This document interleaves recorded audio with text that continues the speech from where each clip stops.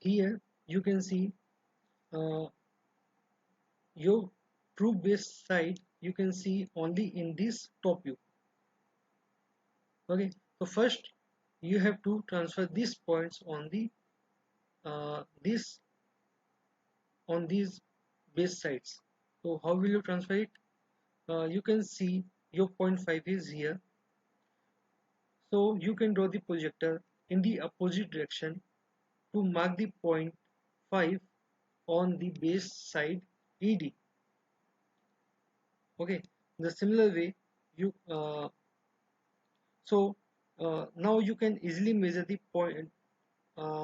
You can easily measure the distance of a point 5 either from the point E or point D. Okay, and you can mark it here on the development part. Similarly, you can mark the point 6 on AE, and you can measure the distance of that point from A or point E, and you can mark it on the development part. After doing that, what you have to do, you have to uh, join all the points with the help of a straight line like this and like this.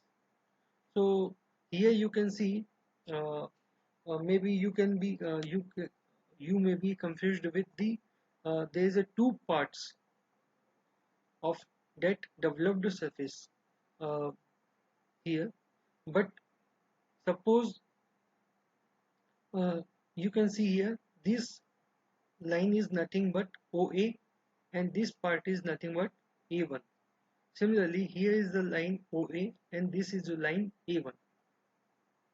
So suppose if I draw I am drawing the development part, and I am starting, uh, I am drawing this part, not here but somewhere here. Okay, so suppose I am drawing this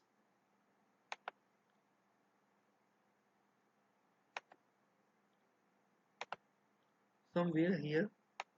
Okay, like this. Okay, it is not exactly made here, but suppose if this is a point E. Okay, so now you can see this part will be somewhere here. So now you can see this development